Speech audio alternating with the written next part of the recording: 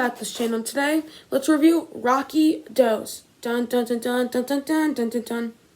I promise I won't do that in every Rocky Creed video, but whatever. And I don't have much else to say, but one thing is that don't forget to check out my movie review playlist with Rocky there. What I want to mention is that I did have to re-upload Rocky because in one other video, View to a Kill, because there's a music copyright issue.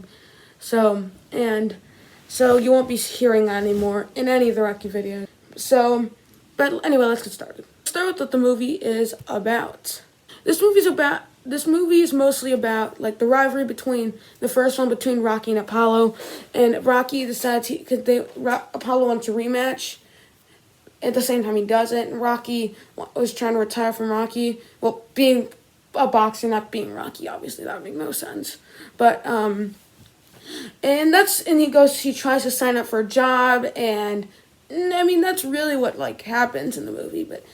And then like Adrian, he has a baby, and that's really what this movie's about. And also he gets into a nice training montage that ups the first one-arm push-ups, running with kids, all that fun stuff. And really, yeah, that's kind of what this movie's about. I'll put it simply. And yeah, you have an awesome final fight. I'll talk about that later. Now you have the good. Starting at the good is the final fight between Apollo and Rocky. Talk about just an awesome final fight. Like, you have all the moments, you have the emotion with Rocky and Adrian's relationship. I'll talk about the relationship in a little bit. You also have the fight itself between Rocky and Apollo. The way he won, okay, not the best, but I had issues with that, but I'll talk about that when I rank the final fights. But overall, just a great final fight. You have the awesome punches, and in his training did matter. And he became the world's heavyweight champion, and the way he did was awesome. And this fight, I think this is what carries the movie, but I'll talk about that when I get to the final score. But overall, just awesome final fight. I almost forgot to turn out. I keep going on. Then you have the training montage. The training montage here, it ones up everything that was great about the first one when it comes to the training montage. You have him doing the one-arm push-ups. He's still running, but you see children running with him, which is just awesome, and he becomes famous.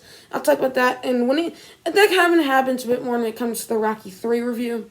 I'll talk about that when I get to the Rocky 3, obviously. But overall, then you also have the guy punching him when he's doing his sit-ups. He's jumping, roping, and that's awesome. He's also doing the little punch thing above his head. I don't know what it's called, and yeah, I mean, honestly, like, he's just doing all this awesome stuff. And this might be my favorite movie of 1979. I mean, not saying that much, but still. And I really like this training montage. Definitely in the top 5, not top 3. I don't think it's as good as, like, Rocky 1 or Rocky 4. Or even maybe or even Creed 2, maybe. But it's still awesome. And it's still great. And you have the relationship between Rocky and Adrian.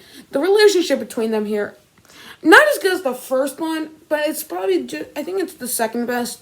Because I think it got a little out of hand in Rocky 3.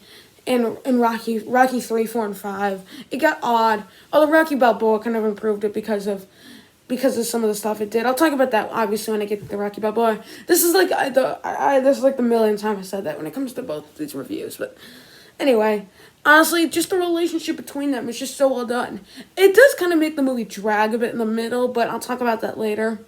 But you still have some of the drama. You have them getting married. You have them having a child, which is great. Like, I think the first two, you saw the relationship really nicely. Because, I mean, Rocky 3, it became a little unlikable. And it just got worse and worse as he got on. And then Rocky 5, Rocky 5, she just is like, really? Come on. Okay, this is not the same character that was in the first one. It just doesn't feel that way. And you also see Paulie change in that because he learns to appreciate Rocky and her together. And then, so all of that stuff really, you see all of these characters change. And that's what's the beauty of this franchise. So, and the relationship in this movie, and that scene where he said, "Oh, yo, Adrian, I did it." It's just so emotional and so awesome. I can't get over that. The next thing in the good is that you just see where Rocky is as a character. Even though it kind of feels like it takes place right after the first one, you see him going for jobs, and it's kind of funny seeing him try out for like a filming squad. It's not for like an acting thing, but Well, I mean, obviously, never mind. But I do think the way this movie plays it out, it takes everything seriously, and really the franchise does, which is something that's so well done about this franchise, and I just really like the fact that we just see where Rocky is as a character. And you see him kind of going. Now, I wouldn't say he goes on a journey like he did in the first film, but he does a lot of stuff that you tend to really like. And I really like this movie. Then the final thing and the good is that other than maybe Rocky Balboa, this feels the most like the first film. But like I think even more so than Rocky Balboa, because I think this is still the 70s, because this is still before we got so 80s with Rocky 3 and 4, which was kind of disturbing.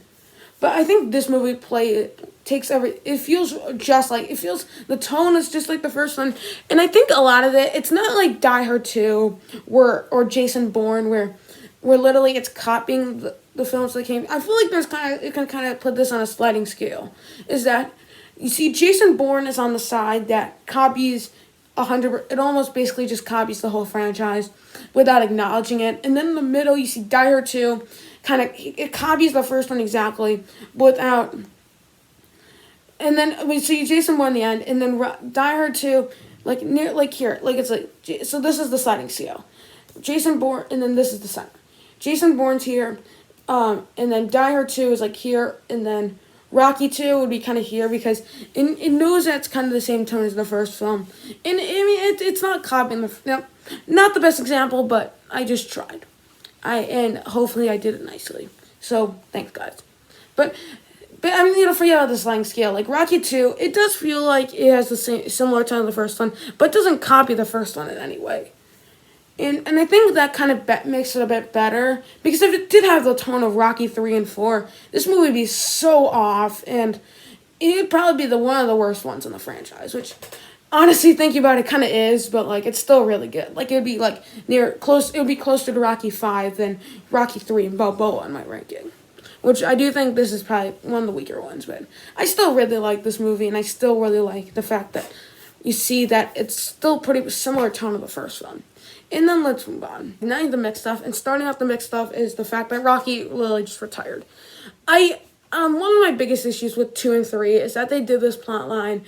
I think 2, it was better, depending on what I think about it. 2, I do think overall was executed just a little better. But then the problem with the fact that Adrian was like, don't fight him, and then she's like, win. In the hospital, which is an awesome moment. And then Mick says, "What are we waiting for? Take this." Yeah, I mean that's obviously awesome. But overall, like I mean, I just hate the plot line about just him retiring. That's when it kind of makes Rocky 2 drag a bit in the middle. Like Rocky 3, I do think did a better job with him retiring than Rocky 2 did. But I do think it was more necessary in Rocky 2. Rocky 3, I feel like I'm just like, why is he doing this? So if I had to prefer one, which plot line, I would say Rocky 3 because it executes it better. Well, you got Mr. T in there. But overall, I would say that both of the lines don't really work. So, I mean, that's really the mixed stuff. But at the same time, you do get some fun stuff. And some awesome moments. Now you have the bad. And really in the bad, starting it off, it just drags in the middle. Like, I think it just drags quite a bit. Like, between the part where Rocky starts applying for jobs and the part where Adrian is telling him to win, and then you have Mick saying the same thing as I was telling about earlier. Between that, it just drags quite a bit because not much is happening. Like, I was kind of like bored up to that point. Like, I was still like interested in what's going on, but I was kind of bored. And then until the training montage, I'm like, this movie's just good. And then the final fight saved it. But I'll talk about that fact later. It just drags quite a bit, and I can't really give it any brownie points for doing so. Like, I think this is the only Rocky movie other than Rocky 5 that I'd say just drags a bit. And then that's kind of an issue for me. But overall, I think but I do think this movie's great. But then let's move on to the conclusion. For this movie's final score, it's gonna get an 8 point. It's gonna be 8.1 out of 10. I really like this movie. When I watched it for the first time, I really liked it. But I had to go back and unfortunately none of the Rocky movies are free anywhere except I do think maybe the Korean movies might be free on Hulu. I haven't checked yet, but is that like I wouldn't say if I had to go back and watch one of the Rocky movies, I'd probably pick the original one or Rocky 4. I would not pick Rocky 2, really. Well, I would pick Rocky 2 over Rocky 5 any day. And maybe I would pick Rocky 2 over Rocky Balboa, but like this is not the first time I'd ever choose. If I would watch a Rocky movie, I would not choose this one. But when I watched it for the first time in Costa Rica, I really liked it. And this is a great movie.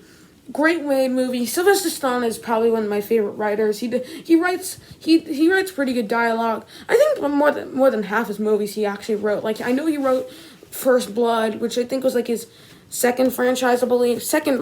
I think it's his first thing outside of Rocky, at least around that point. But I don't know. And also I really like how this movie like kind of connected to the first one really nicely. And it just feels like the first one, and that's a great thing. Apollo Creed is still I think he's better in this movie. I didn't mention that in the good. And I had one other thing to say. I forgot what that was. I have no idea, but at least I can't remember. I'm trying to think.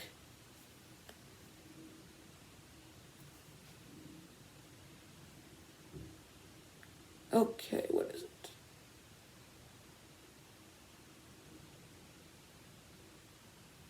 Oh yeah, I remember. I feel like this movie. I remember. I was talking about this earlier. I feel like the final fight kind of is what pushes this movie to be a great movie. If it didn't have the final fight, wasn't as good as it is, and the payoff in the emotion near the end, if that wasn't as good, this movie would be probably jump down to like a 7.6. But because the final fight's there, it carries the movie a little bit too much, and I think. Honestly, it would I get so that's why it's only an 8.1 and not higher. But I still really like this movie. And thank you guys so much for watching. Don't forget to like, share this video with your friends, and subscribe. And I'll see you guys next time. Adios.